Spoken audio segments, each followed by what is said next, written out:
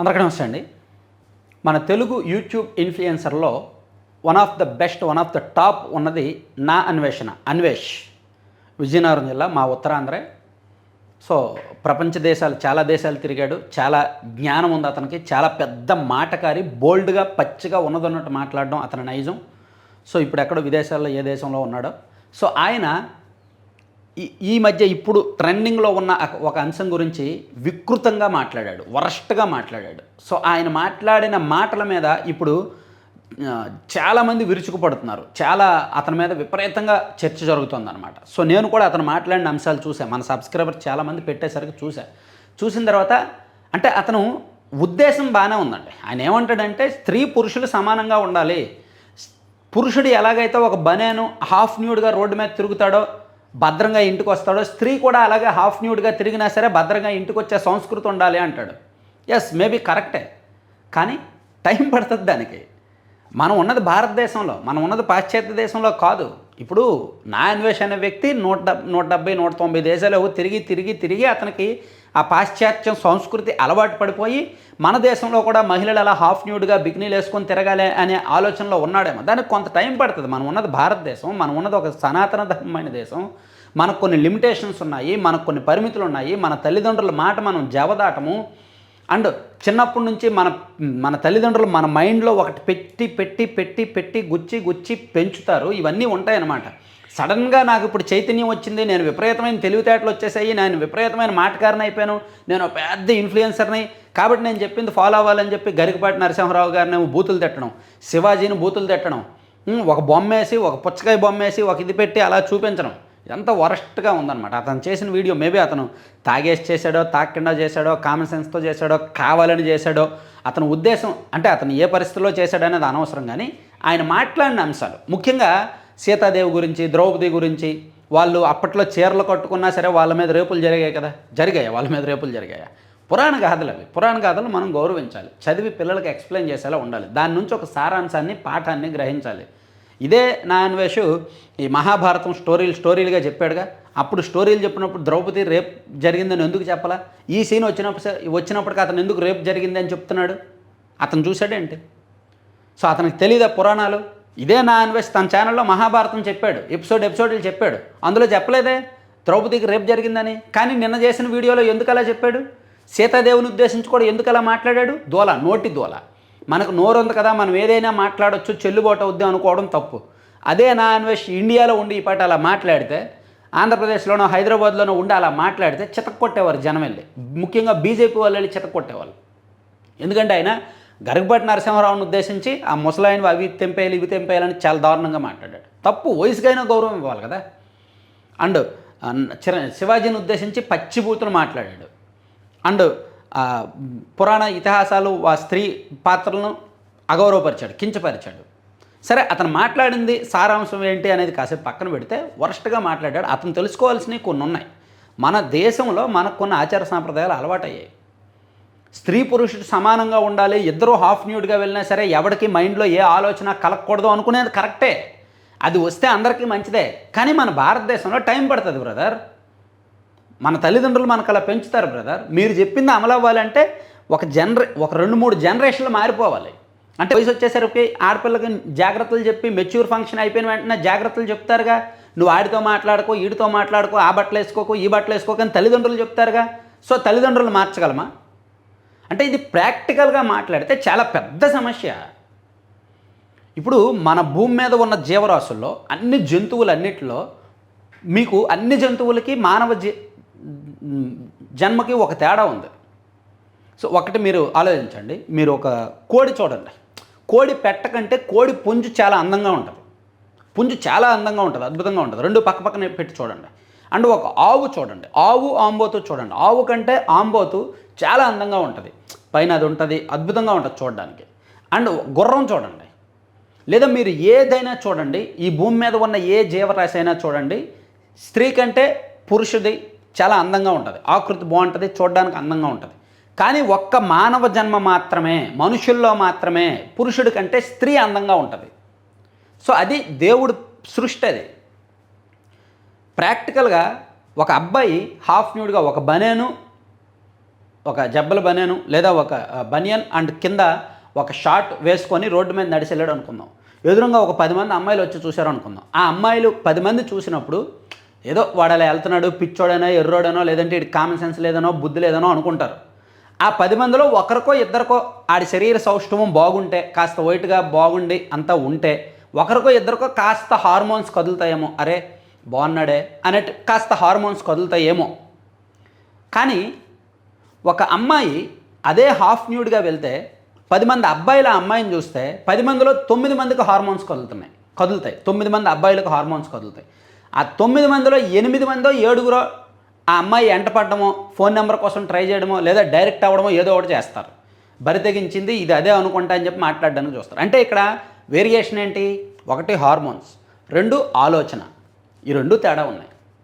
ఈ 2 కూడా తేడా ఉన్నాయి. 3 అమ్మాయి శరీర సౌష్ఠవం ఆకర్షణీయంగా అందంగా అద్భుతంగా ఉంటుంది. అబ్బాయి శరీర సౌష్ఠవం అంతేం ఉండదు మెయింటైన్ చేసినా సరే. సో ఇక్కడ ప్రాక్టికల్గా మనం అర్థం చేసుకుంటే చాలా డెప్త్ అయిన సబ్జెక్ట్ ఇది. సో మాకు జీవితం ఉంది, సో మేము ఇప్పి చూపిస్తాము, సో మీరు చూస్తే చూడండి, కానీ మీరు మమ్మల్ని గౌరవించాలి, మాకు రెస్పెక్ట్ ఇవ్వాలి, మేము ఏ బట్టలు వేసినా మాకు రెస్పెక్ట్ ఇవ్వాలి అని అంటున్నారు. అంటే ఇది చాలా పెద్ద సబ్జెక్టు. ఇది ఏం చేయాలంటే సుప్రీంకోర్టు రాజ్యాంగ ధర్మాసనం పెట్టి తీర్పు ఇవ్వాలి. ఇంకా అమ్మాయిలు హాఫ్ న్యూడ్తో వెళ్తారు, అలా వెళ్ళినా సరే అబ్బాయిలు చేతులు కొట్టుకొని ఉండాలే తప్ప ఏమీ మాట్లాడకూడదు, నోటికి ప్లాస్టర్ వేసుకుండాలే తప్ప ఏమీ మాట్లాడకూడదని సుప్రీంకోర్టులో ఒక రాజ్యాంగ ధర్మాసనం తీర్పు ఇవ్వాలి. లేదా పార్లమెంటులో ఒక చట్టం చేయాలి. అంటే చట్టబద్ధంగా అమ్మాయిలు అలా వెళ్ళడం యాక్సెప్టా లేదా అనేది ఇక్కడ చట్టానికి సంబంధం లేదు. కానీ నేను ఎందుకు చట్టం అని చెప్తున్నానంటే మగోళ్ళు నోరు మోసుకొని ఉండాలి అంటే అలా భయం ఉండాలి. అమ్మో సుప్రీంకోర్టు ఊరుకోదు, పార్లమెంట్ ఊరుకోదు అనే వ్యవస్థలకైనా భయం ఉండాలి. ఇప్పుడు వ్యవస్థలు ఎలాగా చట్టం చేయలేవు కదా, చెయ్యు, అది అయ్యేది కాదు. ఇక్కడ ఎవడికి వాడికి కామన్ సెన్స్ ఉండాలి, ఎవడి భయం ఆడుకు ఉండాలి, ఎవడి పరిమితులు ఆడుకు ఉండాలి. సో ప్రతి ఒక్కరు కూడా మన మానవ జీవితంలో మనిషి అనేవాడు ప్రతి ఒక్కడు కూడా ఒక సంఘటనను ఒక్కొక్కడు ఒక్కలా చూస్తాడు. ఒక వైట్ పేపర్ ఖాళీ వైట్ పేపర్ ఇచ్చి నీకు నచ్చింది నువ్వు రాసుకోరా అంటే ఒకడు సినిమా కథ రాస్తాడు, ఒకడేమో అడల్ట్ స్టోరీ రాస్తాడు, ఒకడేమో పిచ్చి పిచ్చి బొమ్మలు వేస్తాడు, ఒకడేమో ఆడికి వచ్చిన కలర్ రాస్తాడు, ఒకడు ఇంకేదో పిచ్చి పిచ్చి బొమ్మలు చేస్తాడు, ఒకడేమో పడవ చేసి నీటిలో వదులుతాడు. ఎవడు ఆలోచన ప్రకారం వాడు చేస్తాడు. అలాగే ఒక అమ్మాయి హాఫ్ న్యూడ్గా కనిపించినప్పుడు ఆ ఎదురుగా చూసిన వాళ్ళు ఒకడు సెల్ఫీ దిగాలనుకుంటాడు, ఒకడేమో తాకాలనుకుంటాడు, ఇంకొకడేమో ఇంకేదో అడ్వాన్స్ అవ్వాలనుకుంటాడు, ఇంకొకడేమో దూరం నుంచి చూసి ఆస్వాదిస్తాడు, ఇంకొకటి ఫోటో తీసి నిత్యం ఎవడ ఆలోచన వాడికి ఉంటుంది. సో ఇక్కడ ఏం చేయాలి?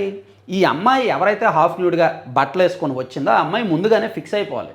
నేను ఇలా వెళ్తున్నాను, నన్ను చూసే అబ్బాయిలు రకరకాలుగా ఉండొచ్చు మార్కెట్లో. సో రోడ్డు మీద ఇడియట్లు కొదవే ఉండదు అని చెప్పి ఒక యాడ్ ఉంటుంది, సిఎట్ టైర్ యాడ్ ఉంటుంది. మనం రోడ్డు మీద వెళ్తున్నప్పుడు ఒక్కొక్కడు ఒక్కోడా వస్తాడు, వికృతంగా వస్తారు. కానీ మన జాగ్రత్తలో మనం ఉండాలిగా. మనం బండి మీద వెళ్తున్నామండి, మన పక్క నుంచి వెళ్ళినోడు సడన్గా మనకు ముందు మనల్ని ఓవర్టేక్ చేసి టర్నింగ్ తీయొచ్చు. అప్పుడు మనం వెళ్ళి వాడిని గుద్దేయచ్చు, మనము పడతాం, వాడు పడవచ్చు. కానీ అక్కడ తప్పు ఎవరిది? తప్పు వాడిదే, మన తప్పు ఏమీ లేదు. కానీ దెబ్బలు ఇద్దరికి తగులుతాయిగా, బాధితులు ఇద్దరం అవుతాంగా. సో రోడ్ల మీద కామన్ సెన్స్ ఉండదు జనాలకి.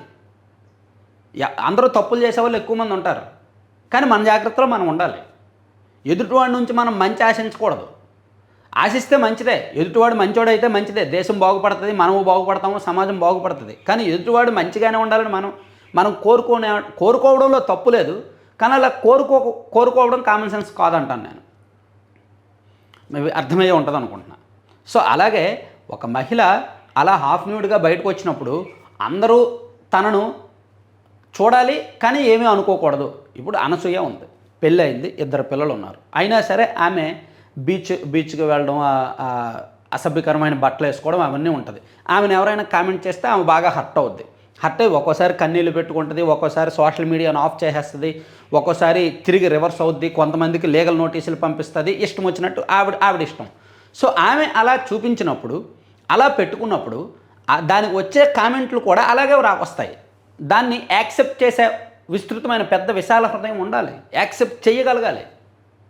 మనం అలా ఉంటున్నప్పుడు మనకు ఎదురుగా వచ్చారు అంటే వాళ్ళ రియాక్షన్ని మనం ఎలా కంట్రోల్ చేయగలం? ఇక్కడ చట్టము నైతికత చాలా ఉంటాయి. నైతికంగా అయితే అమ్మాయిలు ఎలా వెళ్ళినా సరే ఓకే, మనం మాట్లాడకూడదు, చూసి సంతోషించి పక్కకి వెళ్ళిపోవాలి తప్ప జాగ్రత్తగా ఉండాలి.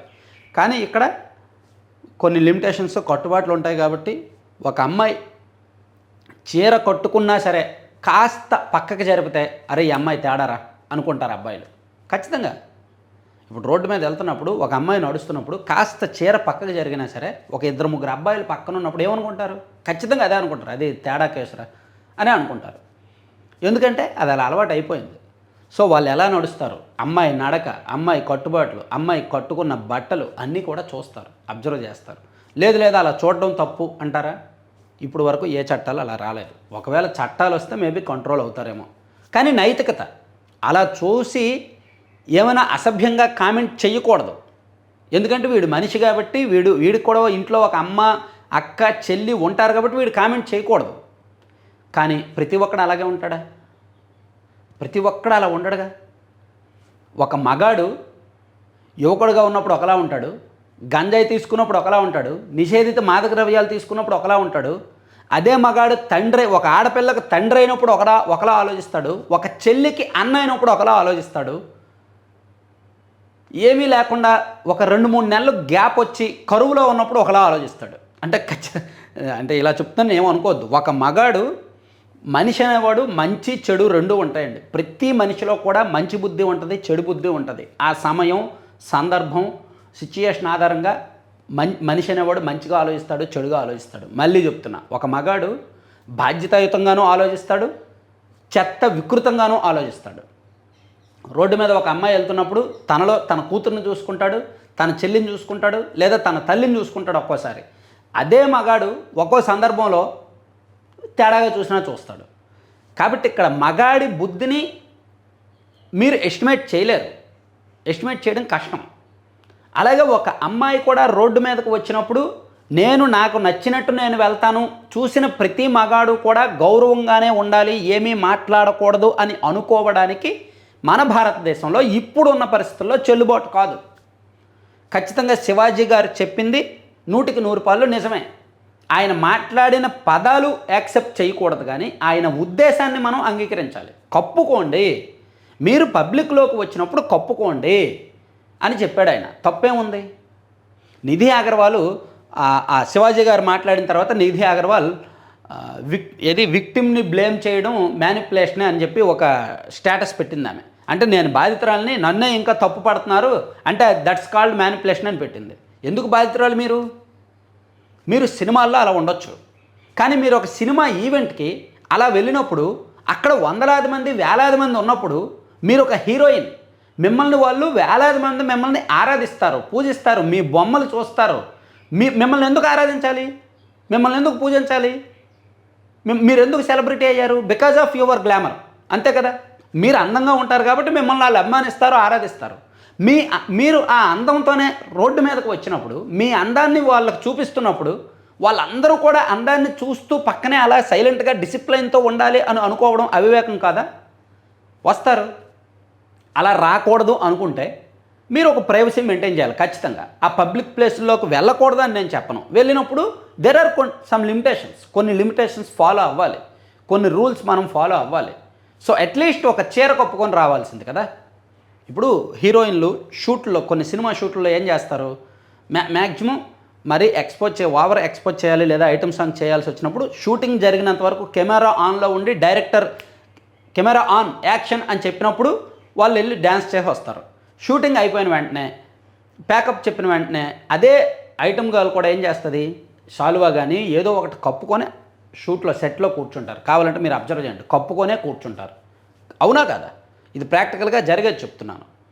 కానీ అలాంటిది ఒక పబ్లిక్ ఈవెంట్కి, వందలాది మంది వచ్చిన ఈవెంట్కి అలా వచ్చినప్పుడు ఆ ఇన్కన్వీనియన్స్ ఫీల్ అయ్యారు కాబట్టే మీకు జరిగిన ఇన్కన్వీనియన్స్ని తగ్గాలి అంటే, మరొకరికి జరగకూడదు అంటే ఏం చేయాలి అనే సలహా శివాజీ గారు ఇచ్చారు. ఆయన ఇచ్చిన సలహాలో ఆయన వాడిన పదాలు తప్పుడు పదాలు. ఆ 2 పదాలు తప్పు, అలా మాట్లాడకూడదు. అవే పదాలు సినిమా పాటలో వస్తే తప్పు కాలే, కానీ ఆయన మాట్లాడితే తప్పు అయ్యాయి. కాబట్టి తప్పు అంటే తప్పే. ఆయన మహిళా కమిషన్కి సమాధానం కూడా ఇచ్చుకున్నాడు. దానికి శివాజీ గారు మాట అనసూయ రెచ్చిపోయారు, అనసూయకు సపోర్ట్గా నాగబాబు రెచ్చిపోయారు. ఇప్పుడు నా అన్వేష్ అనేవాడు ఇంత నోటికి పని చెప్పాడు. ప్యూర్లీ నోటిదోలండి, ప్యూర్లీ నా అన్వేష్ అనేవాడిది నోటిదోల. అంటే నోరుంది కదా, నేనేం మాట్లాడినా చెల్లుద్ది అనుకోవడం తప్ప ఇంకేమీ కాదు. మనకి నోరున్నా సరే మనం ఏం మాట్లాడినా చల్లదు. చాలా జాగ్రత్తగా మాట్లాడాలి. మన నోటి నుంచి ఒక పదం బయటకు వచ్చిన తర్వాత అది ఎంతోమందిని ఎన్నో రకాలుగా ప్రభావితం చేస్తుంది. మనం మాట్లాడిన మాటనే ఎదుటి వాళ్ళు అందరూ ఒకలా అర్థం చేసుకోరు, ఒక్కొక్కడికి ఒకలా అర్థమవుద్ది. అలా మనం వేసుకున్న బట్టల్ని అందరూ ఒకేలా అర్థం చేసుకోవాలని మనం ఎలా అనుకుంటాం? సో ఇది చాలా పెద్ద టాపిక్ అనమాట. మాట్లాడే కొద్దీ ఇంకా మాట్లాడాల్సి ఉంటుంది, చాలా పెద్ద టాపిక్ అవుద్ది. కానీ నేను ముగిస్తున్నాను ఇక్కడ. ఆబ్వియస్లీ నేను చెప్పేది ఏంటంటే, పబ్లిక్లోకి వచ్చినప్పుడు క్రమశిక్షణగా డిసిప్లిన్గా మంచి బట్టలు వేసుకోండి. ఇప్పుడు సౌందర్య గారు ఉన్నారు, ఆమె అందగత్తే, అందంగానే ఉంటారుగా. పబ్లిక్లోకి వచ్చినప్పుడు ఎలా ఉన్నారు? సావిత్రి కూడా అందగత్తే, జయప్రద, జయసుధ వీళ్ళందరూ అందగాళ్ళే, హీరోయిన్లే. పబ్లిక్లోకి వచ్చినప్పుడు ఎలా ఉంటారు? కానీ ఇప్పుడు వీళ్ళు ఎందుకు అలా వస్తున్నారు? సినిమాల్లో చూపిస్తున్నారు చాలదా, బయట ఎందుకు చూపించాలి? బయట చూపిస్తున్నప్పుడు ఆ ఇన్కన్వీనియన్స్ ఖచ్చితంగా అలాగే ఉంటుంది కదా. నేను ఇంకా పచ్చిగా కొన్ని చెప్పొచ్చు. ఇప్పుడు హీరోయిన్ల బొమ్మలు చూసి బాత్రూమ్కి వెళ్ళిన వాళ్ళు ఎంతమంది ఉన్నారు? హాస్టల్లో ఉన్న కుర్రోళ్ళు, అవునా కదా? సో మరి అలాంటప్పుడు డైరెక్ట్గా హీరోయిన్ కనిపించినప్పుడు వాడు పిచ్చిగా బిహేవ్ చేయడంలో తప్ప ఒప్ప? నిజంగా తప్పే, చట్టబద్ధంగా తప్పే. అలా బిహేవ్ చేయకూడదు, చట్టబద్ధంగా తప్పు పట్టాలి. కానీ